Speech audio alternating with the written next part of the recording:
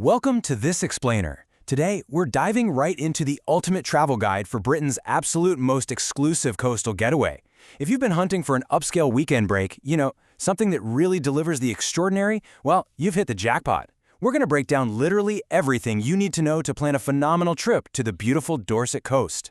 So, let me ask you, are you ready for a July weekend that perfectly mashes up the thundering high-adrenaline world of equine sports with some seriously high-end VIP glamour? Because we aren't just talking about rolling out a beach towel and catching some rays here. Oh no, we're talking sipping champagne in a chic hospitality marquee, feeling the ground shake as elite athletes clash in a fast-paced arena, and then dancing the night away under the stars to incredible live music. It's this completely intoxicating blend of beach sport and glamorous social events. Part 1. Welcome to exclusive Sandbanks. 30. Okay, keep that number in your head for a second. Welcome to the Sandbanks Peninsula in Poole, Dorset. Now, you probably already know it as one of the most exclusive, jaw-dropping neighborhoods in the whole UK. It's surrounded by these gorgeous, calm waters and literally spectacular multi-million-pound homes. It totally sets an aspirational tone right from the jump. But back to that number 30. Sandbanks has actually held the prestigious Blue Flag Award for over 30 consecutive years, every single year since 1987.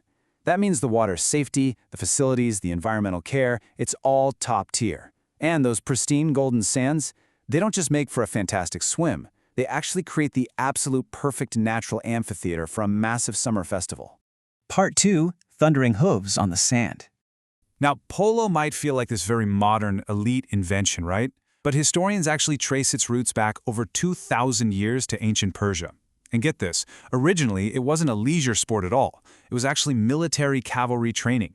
Yeah, cavalry units used a bat and ball to basically hone their speed and agility. They had to learn how to maneuver completely as one with their horses. Eventually, the game traveled along the Silk Road and evolved into the incredible sport we recognize today. So how exactly does a 2,000-year-old game translate to a sandy beach? Let's compare. If you look at traditional grass polo, you've got 4 riders per team spread out over a massive 300-yard turf pitch. It's a really expansive game. But sand polo? Sand polo completely tightens the frame. You drop down to just 3 riders per team, and they're inside a much tighter enclosed 100-meter by 40-meter sand arena. And instead of a traditional ball, they use this bright orange, slightly larger ball, kind of like a mini football, just so it's easier to spot against the sand. Because that sand is heavy and rolled flat, the ball doesn't just glide like it does on turf. That forces these rapid-fire passes, extreme physical agility, and some seriously deep tactical awareness. It's intense. I think international polo player Peter Webb really hits the nail on the head here. He says, by playing polo on the beach, spectators are much closer to the action, and you're more part of it. And that's exactly the vibe.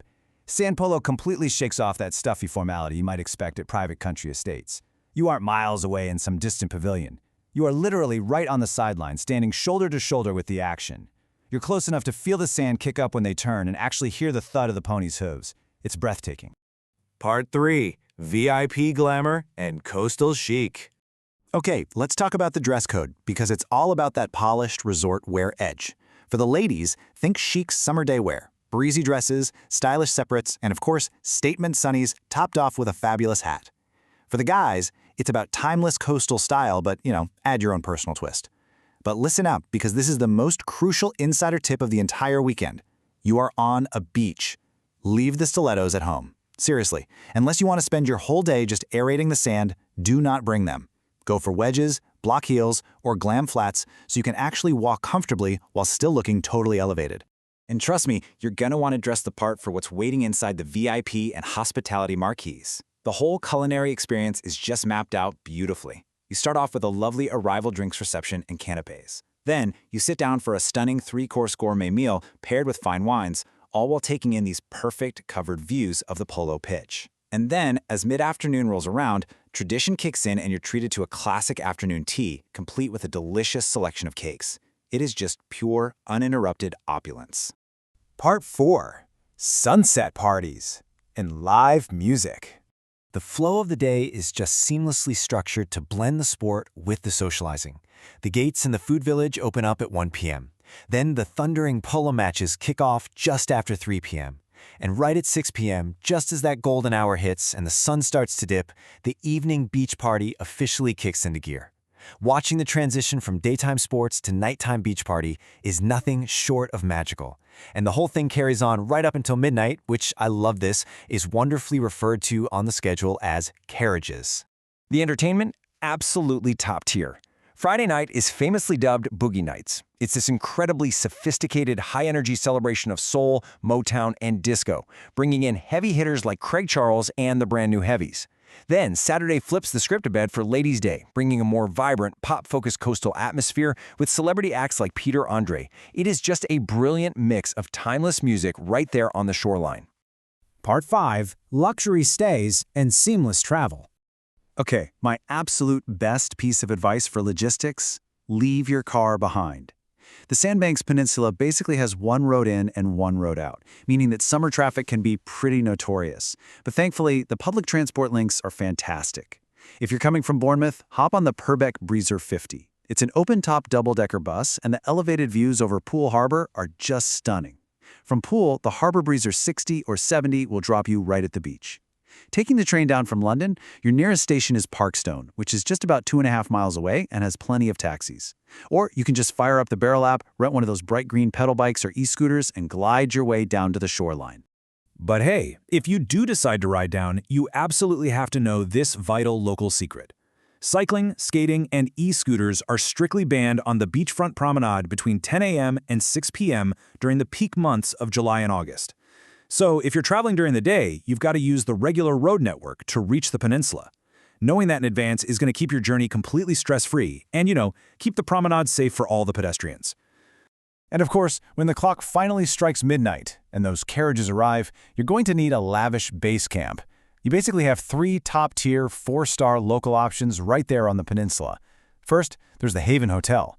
It offers total beachfront elegance, incredible sea views, and a spa, usually sitting around £160 a night.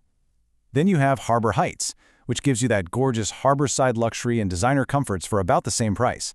And finally, the Sandbanks Hotel, delivering classic seaside comfort with an indoor pool for roughly £149. Whichever one you pick, you are going to be perfectly positioned to wake up to the sound of the ocean. So, the only thing left to ask is this: are you ready to witness a 2,000-year-old living tradition galloping confidently into its future on the golden sands of Dorset? This unique blend of raw, thundering athletic power, stunning coastal scenery, fine dining, and all-night disco is quite literally unparalleled. It is time to stop dreaming about the perfect summer escape and actually start booking your ultimate Sandbanks weekend. Thanks so much for joining me on this explainer, and I really hope you leave feeling inspired to go explore this incredible slice of the coast.